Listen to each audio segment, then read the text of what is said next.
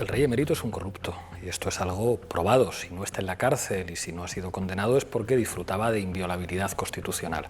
Esto es algo además que hace preocupante la cosa. No es inviolable en tanto que persona privada, sino en tanto que rey. Y el problema es que lo mismo que ha ocurrido con este rey corrupto podría ocurrir con el actual, con la Constitución actual y con la legislación que hace que el jefe del Estado tenga una protección que el resto de ciudadanos no tienen. Tenía toda la razón Revilla, es un corrupto y sería escandaloso que a alguien se le pudiera condenar por decir la verdad. ¿Por qué creéis que se ha llegado a esta situación? ¿Qué creéis que ha llegado el rey Juan Carlos a su edad ahora a llevar a cabo esta iniciativa que le puede poner en un tribunal delante de Revilla? Pues lo que le haya llevado hay que saludarlo, sea que no está en plenas facultades o sea que está mal asesorado, es la mejor noticia porque esto nos pone de frente a una realidad y es ¿para qué sirve la monarquía? Hace 50 años se nos decía que la monarquía servía básicamente para los militares, para que los militares que no eran demócratas no dieran un golpe de Estado y el mito del 23F se construye sobre eso. La pregunta es, en 2025, ¿para qué sirve tener un rey? ¿Para qué sirve tener una figura impune? ¿Para qué sirve tener una familia real, objeto de la atención de las revistas del corazón? ¿No sería mucho más sensato tener una república y que si hay que tener un jefe del Estado le vote la gente, vaya a juicio, se delinque y cada cierto tiempo la gente pueda votar otro u otra? Todos sabemos aquí que el rey fue un delincuente. Y todos sabemos aquí que si no ha sido no hay condena firme, Pablo. Condenado no hay condena es firme. Por No sé, la inviolabilidad. el delincuente es cuando hay condena firme. Claro, lo que pasa es que no se le podía juzgar porque era inviolable, pero todo el mundo sabe que los hechos eran constitutivos de delitos, pero como era inviolable no se le podía juzgar. ¿Por qué era inviolable? Porque es rey. ¿Tiene sentido mantener una magistratura, nada menos que es la jefatura del Estado que representa al Estado, ese debate, que es inviolable? Ese es el debate. Hablemos si hay que suprimir la inviolabilidad. Si no hubiera sido rey, entonces este señor hubiera sido juzgado como cualquier presidente del gobierno, ministro. Hablemos de eso, de los aforamientos de cargos públicos. Hablemos de eso, muy bien. Pero eso no significa poner en duda el sistema que nos hemos dado los españoles de monarquía parlamentaria. Javier, es absurdo tener un sistema en el que el jefe del Estado puede cometer delitos y no ser juzgado. Y el jefe del Estado actual puede cometer delitos y no ser juzgado. Podrá ser debatible si es más o menos honrado, pero lo lógico es que al jefe del Estado, 1, se le pueda votar, 2, rinda cuentas, 3, si comete delitos, pueda ser juzgado por un tribunal. Es que es de primero de democracia. ¿Tú crees que hay motivos para pensar que es un defraudador, como le dijo Revilla? Yo creo que es evidente que es así. Y el problema es que no ha podido ser condenado por eso, por la inviolabilidad. Y eso es lo más maravilloso de todo esto que está pasando, que pone enfrente de la mesa el debate sobre si eso tiene sentido. Yo hoy le mandaría un WhatsApp a Pedro Sánchez, muy cariñoso, en el que le diría, ¿no te parece que es el momento ideal para convocar un referéndum consultivo? A ver qué opina la gente en España de que tengamos monarquía, si no preferiría la gente una república, porque creo que la república arrasaba. Pedro Sánchez Ábalos, hablando de Pablo Iglesias como un cuñado maltratador, sujétame el cubata. La respuesta, ¿qué titular podría tener Pablo Iglesias? Usar WhatsApp es de Parguelas, usa Signal o Trima.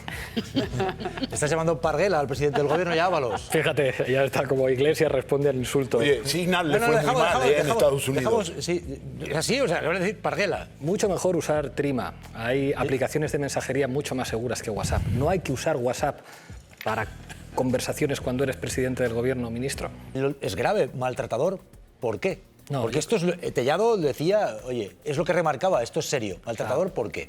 Más allá de que un presidente se sienta maltratado por su vicepresidente segundo, que eso yo creo que es algo cómico, yo quiero romper una lanza en favor de Pedro Sánchez. Tiene derecho a mandarse los WhatsApps que le dé la gana y tiene derecho a cagarse en los muertos de quien le dé la gana en un WhatsApp privado con un amigo o con su secretario de organización. Ahí, o sea, ningún rencor por mi parte y le mando un abrazo. Yo seguramente en WhatsApp privados habré dicho cosas que si me los publican sería, uy, lo que ha dicho de Pedro Sánchez o de cualquiera. Te puedo mandar un WhatsApp a ti, oye, esto que ha dicho Javier, este Javier no sé qué, eso nos puede pasar a cualquiera. A partir de ahí, nada que reprochar a Pedro Sánchez y ya digo que le mando un abrazo.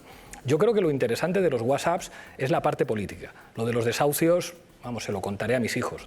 Eso es un documento histórico. Fíjate cómo le preocupaba al presidente del gobierno, cómo negociaba Podemos para acabar con los desahucios. Lo que pasa es que en esos WhatsApp, Pablo, una cosa es eso y otra cosa es decir maltratador. Maltratador, mucha gente se está preguntando por qué Pedro Sánchez dice maltratador. Es una respuesta que espero de ti. Es decir, ¿por qué dice maltratador? No te estoy acusando de maltrato, no. Pero hay mucha gente que dice, no está respondiendo por qué lo de maltratador. Hombre, dice que le estoy maltratando a él y a Ábalos. ¿Se refiere a él? Hombre, yo creo que es evidente viendo eso.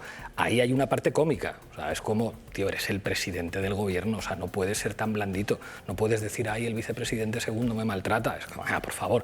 O sea, maltrataos nosotros, que tenemos a los nazis en la puerta de nuestra casa, que nos han perseguido jueces, que nos han dado una cera mediática tremenda. Pero insisto, eso es una conversación privada. En una conversación privada tú puedes decir las barbaridades que te dé la gana y no tienes por qué responder de ellas, ni que nadie te exija cuentas por lo que tú digas en una conversación privada. Si yo me voy contigo a tomar unas cervezas ahora y nos graban, seguramente diré cosas que resultarían enormemente incómodas si se someten al escrutinio público. Lo interesante de ese documento es cuando habla de política. Y cuando habla de política se ve por qué le quitaba el sueño gobernar con Podemos y por qué ahora duerme como un osito de peluche Pedro Sánchez. Yo me iré ahora a mi barrio ahí en La Elipa, en Madrid, no voy a ir de cervezas, no bebo ni alcohol hace muchos años ya, pero digo, Pablo Iglesias estaba en un gobierno con Pedro Sánchez.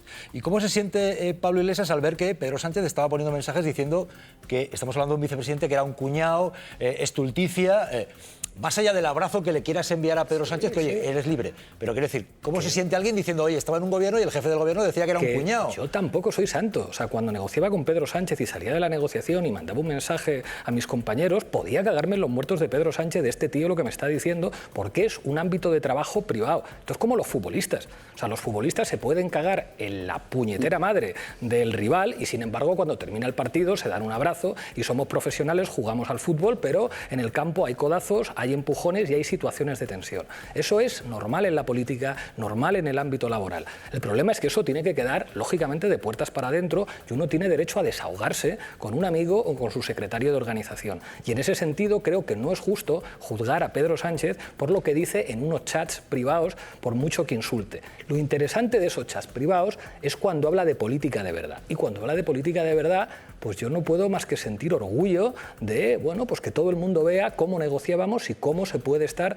dentro de un gobierno sabiendo a quién estás defendiendo. ¿Has sentido deslealtad al leer esos mensajes? Para nada, para nada. O sea, yo nunca tuve la más mínima duda de que en la tensión que había con el PSOE, pues lógicamente en los ámbitos privados habría insultos, pero es que vamos, que yo he tenido broncas con ministros del PSOE, que luego nos hemos dado un abrazo, que si se hubieran escuchado aquello era inenarrable. Con Carmen Calvo, por ejemplo, he tenido unas al teléfono gravísimas. Y con el ministro de Justicia también, y después pues terminamos tomándonos un café o incluso tomándonos una cerveza, diciendo, bueno, pues cuando se discute en política y cuando se negocia hay momentos de tensión y eso es natural. May, Javier Gallego, ¿quién quiere preguntar? Sí, usted, como estamos en el momento gobierno, se me ha ido con él usted, ¿no? Pero creo que un poco lo que también se refiere y critica mucho Sánchez es el tema de las filtraciones. A eso también jugaron cuando estaba Podemos en el gobierno y por eso entiendo un poco también la figura del maltratador iba en el sentido a que maltrataba al propio gobierno y por lo tanto a la figura del presidente y rompía su estrategia. ¿Quién filtraba según Pedro Sánchez? Podemos, si no según lo que él dice y según la propia estrategia que no era tanto mantenía. Filtrar, era como ellos controlaban la comunicación de Moncloa. Que además, tela, con quien pusieron a veces en la comunicación de Moncloa, algunos han acabado en los tribunales por filtrar precisamente información de teléfonos móviles sobre Podemos. Entonces, claro, todo el diseño comunicativo de Moncloa era a favor del PSOE. Claro que les contraprogramábamos, no teníamos más remedio que hacerlo. Si hubieran negociado con nosotros quién salía en las comparecencias, no teníamos que haberlo hecho, pero ahí el PSOE era manu militari y por supuesto que les contraprogramábamos porque sabemos hacer política, faltaría más. ¿Ha hablado con el presidente ahora después de esto? ¿Tiene su nuevo número? Tengo su número de siempre, que es el de siempre. ¿El nuevo no? Si es que hay un nuevo, dice May. Yo creo que sigue teniendo el mismo. A veces nos felicitamos el santo y esas cosas. Ya. Yo creo que los multimillonarios no necesitan abogados ni más defensores en los... No, yo no soy abogado de nadie. Yo tengo mis ideas, Pablo. Sí, Pablo. Pero al final... No, eso no. Bueno, yo no soy abogado de nadie. Yo tengo mis ideas también y las expreso. Y me indigna y me escandaliza que los multimillonarios tengan defensores en todas las tertulias. ¿Quién defiende a los trabajadores? ¿Quién defiende a los trabajadores de muchos países periféricos que trabajan por sueldos de escándalo para las fábricas de Inditex? ¿Quién defiende a los que están organizados sindicalmente con conflictos con el señor Amancio Ortega? ¿Quién les defiende en los medios de comunicación? ¿Quién defiende que la cuarta economía de la zona euro no tiene que pedirle aparatos de mamografías a los multimillonarios, sino que tiene que financiarlo con dinero público? Tú has estado en un gobierno que ha mejorado ese gobierno, la estancia de Podemos, con respecto a muchos aspectos, por ejemplo, de la vivienda que hablábamos antes. Quiero decirte que a la hora de dar lecciones, hay gente que sí con sus hechos crea y yo vuelvo a romper una lanza por los Amancios Ortega, con todos sus defectos. Aquí nadie es perfecto, evidentemente a todos nos gustaría que todas las empresas estuvieran radicadas en España el 100%, pero en el mundo global esto no es así.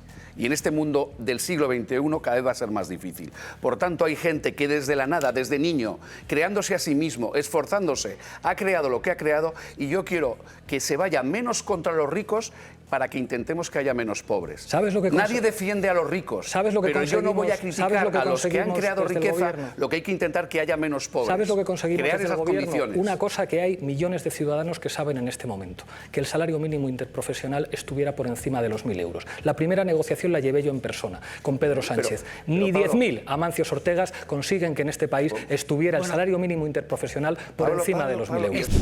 Hay una cosa que es admirable de la derecha española y es su instinto de poder. La derecha española no cree en la democracia, pero sí cree en el poder y entiende que en los ámbitos de poder tiene que tener a sus militantes.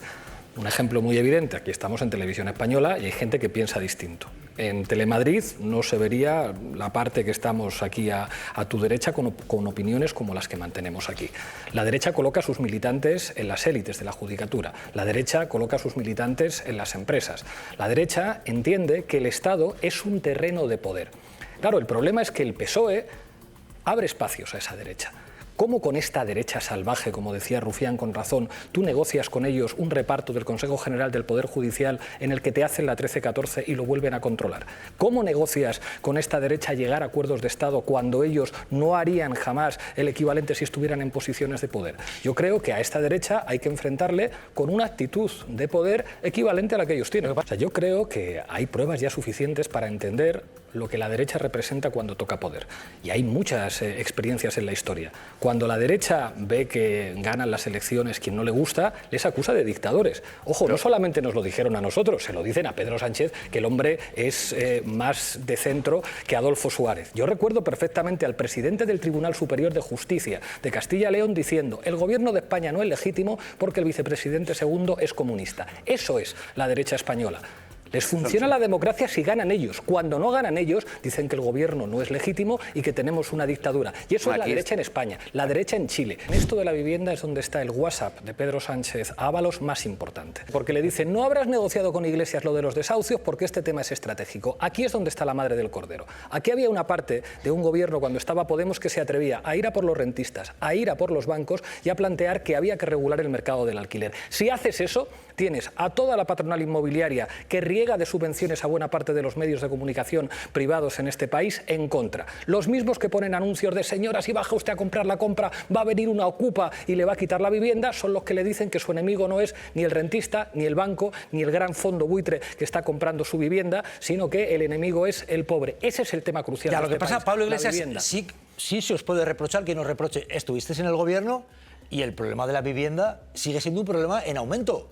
¿Eso está en vuestro debe? Por eso el WhatsApp es tan importante. Cuando Sánchez le dice: no habrás negociado con este cabrón, no habrás negociado con este cabrón los de los desahucios, porque por ahí no paso. Es verdad que no lo conseguí. Era por la propiedad privada, porque un momento, por favor, el cabrón era Claro que el cabrón era yo. Si no me ofende que me llamara cabrón, llámame lo que quieras, pero dame lo de los desahucios. Veíamos a Fran Cuesta, que está en un ir y venir, idas y venidas, con un discurso también, que acaban de verlo. Pablo Iglesias, Javier Gallego, vuestras opiniones, por favor. Bueno, es que el problema es que este señor al que se caricaturiza con mucha gracia es uno de los referentes ideológicos y éticos de Isabel Ayuso.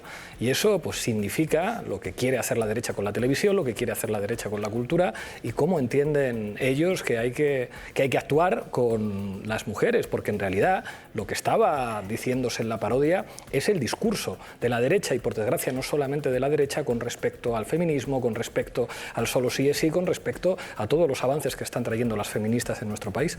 ¿Usted cree que hay materia para que, por ejemplo, Revilla haya dicho: pues es que es un defraudador, es que se ha corrompido? ¿Había o no había materia, sigue habiendo materia para acusarle de eso? Vamos a ver, mira, Jesús, dentro de la monumental estupidez que es el comportamiento del rey emérito en este caso, el primer trámite ya se ha cumplido, que es el haberse celebrado sin avenencia un acto de conciliación. Esto abre las puertas a otros horizontes, a una querella criminal por delitos de calumnia o injuria, o bien a una demanda de protección civil del derecho al honor, que yo creo que será lo más probable.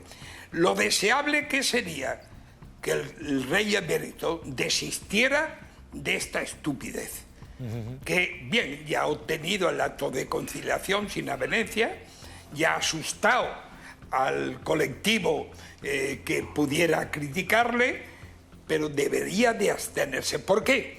Pues porque si interpone una querella por calumnia, el delito de calumnia exige que haya un deliberado desconocimiento de la falsedad de la imputación o temerario desprecio a la verdad. A poco que se hiciera una encuesta entre los españoles, el 90% diría que recela de la honradez del rey emérito. Es decir, qué temerario desprecio a la verdad podía haber protagonizado el señor Revilla cuando la mayoría de los españoles estamos pensando lo mismo.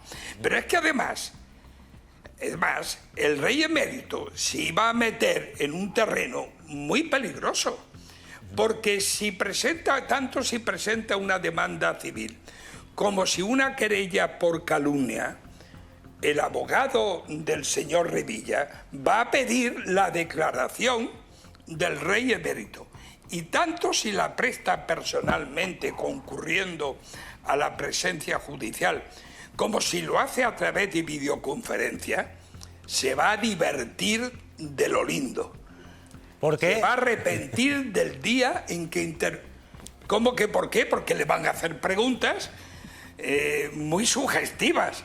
Preguntas que a poco que el juez que lleve el caso sea un juez como debe ser, abierto y no declare impertinentes determinadas preguntas, que yo no las declararía, y todos podemos suponer cuáles son las preguntas que podría algún juez declarar impertinentes, a poco que el juez sea tolerante, el rey se va a ver en un serio compromiso.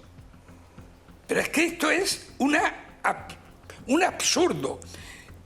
Piensen por un momento... Magistrado, le pregunto, usted creo que iba a decir que se podría arrepentir.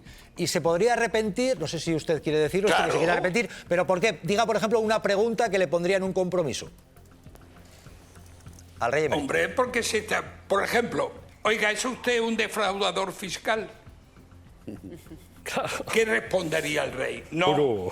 ¿Por qué regularizó? A ver, oiga, usted ha sido infiel. Eso no es un delito, ser infiel. En otro tiempo sí lo era. Hoy día, afortunadamente, ya no lo es. Pero si alguien dice el rey emérito le puso los cuernos a la reina Sofía, ¿eso qué es? ¿Una injuria o es una verdad? Es una verdad.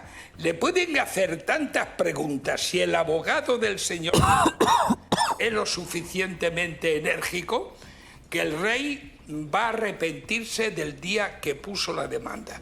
No sé quién está aconsejando al rey emérito. La verdad es que me cuesta trabajo creer que ningún abogado le haya aconsejado esto, o ningún miembro de la familia haya optado por darle este consejo. Yo que el rey archivaría el acto de conciliación y hemos terminado. Piense por un momento que si el demandante fuera Revilla contra el rey, esta demanda no se vería en un juzgado de Santander ni de Sanchecho. No, se estaría viendo ante el Tribunal Supremo. Que alguien me diga si esto es que todos somos iguales ante la ley. Ya. Juez Castro, y si por ejemplo, porque esto está en el origen de lo que ha ido diciendo en algún programa Revilla, el rey emérito corrupto, si por ejemplo se planteara, dice usted en ese juicio, igual que ha dicho, pues defraudador, le dijeran, no, pues es usted un corrupto, o se ha corrompido, o ha participado de la corrupción, y se lo pregunto al magistrado que investigó la corrupción en la familia real. ¿Se vería en un brete Juan Carlos I para responder a esto, a defenderse de la corrupción? Porque la inviolabilidad es lo que le ha hecho de parapeto para librarse de esto. Claro, hombre, se vería se vería de cara a lo que la justicia española no ha querido hacer. Y en cambio se estaría sometiendo a las preguntas de un letrado. El Tribunal Supremo ya ha rechazado una querella que habían presentado distintos juristas e intelectuales, entre ellos José Antonio Martín Pallín, al que yo aprovecho para darle un saludo, para una querella para que el rey emérito pudiera ser investigado por 5 delitos fiscales. El Tribunal Supremo, asociado con la Fiscalía, ha dicho que no admite a trámite la querella. Pero el pueblo español es el que tendría al final la última palabra por encima del Tribunal Supremo, por encima de las instituciones. La palabra siempre, siempre la debiera tener y la tendrá el pueblo.